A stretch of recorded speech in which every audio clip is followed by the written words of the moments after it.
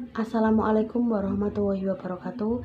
Perkenalkan, nama saya Ma'rifatun Nasiha dengan NIM 43030020057. Di sini saya akan menjelaskan dari buku yang sudah saya baca atau terjemahan kitab yang sudah saya baca guna memenuhi tugas ulang tengah semester mata kuliah fikih. Buku terjemah yang saya baca yaitu buku terjemah kitab Fathul Mu'in yang dikarang oleh Syekh Zainuddin Ibnu Syekh Abdul Aziz Ibnu Alamah Syekh Zainuddin Mu'alif Hidayatul Azkiya ila Thoriqil Auliya Ibnu Syekh Ali Ibnu Syekh Ahmad As-Safi'i Al-Marbari Al-Fanani. Di sini dalam kitab terjemah kitab Fathul Mu'in ini yaitu menjelaskan tentang bab sholat. Di sini ada 9 fasal. Yang fasal pertama yaitu menjelaskan tentang syarat-syarat sholat.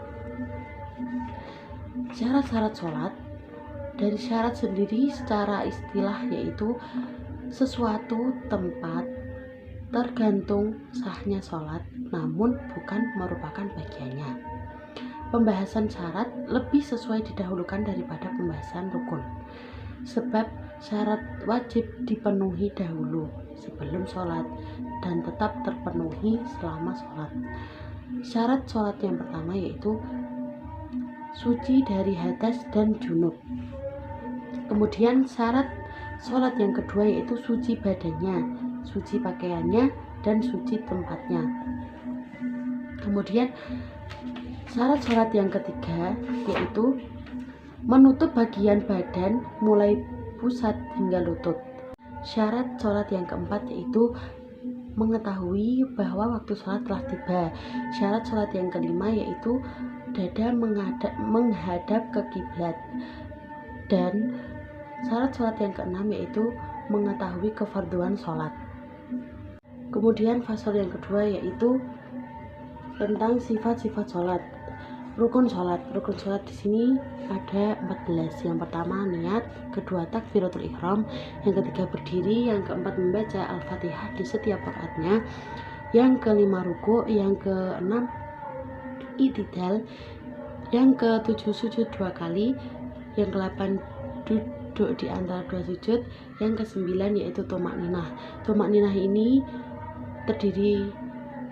mencakup pada ruku', sujud, duduk di antara 2 sujud, i'tidal, dan berlaku untuk sholat sunnah. Yang ke-10 yaitu tasyahud akhir. Yang ke-11 sholawat Nabi. Yang ke-12 duduk untuk tasyahud, sholawat, dan salam.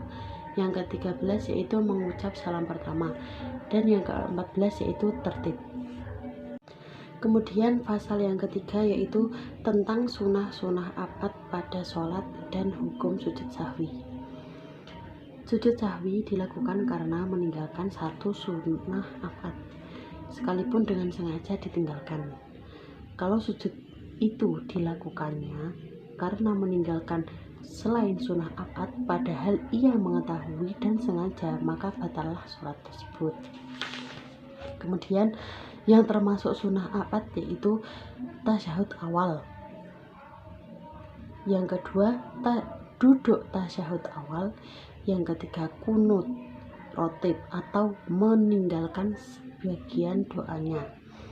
Kunut rotib yaitu kunut subuh dan witir di bulan Ramadan, bukan termasuk kunut nazilah.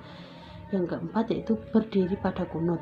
Yang kelima sholat atas Nabi Muhammad SAW setelah tasyahud awal dan kunut. Yang keenam yaitu sholat atas keluarga Nabi sesudah tasyahud akhir dan kunut. Fasal yang keempat yaitu membahas tentang hal-hal yang membatalkan sholat. Sholat batal jika merasa ragu bahwa sholat telah terputus, tetapi tidak batal jika lantaran was-was yang menimpa dirinya sebagaimana iman atau lainnya juga tidak menjadi batal sebab was-was itu.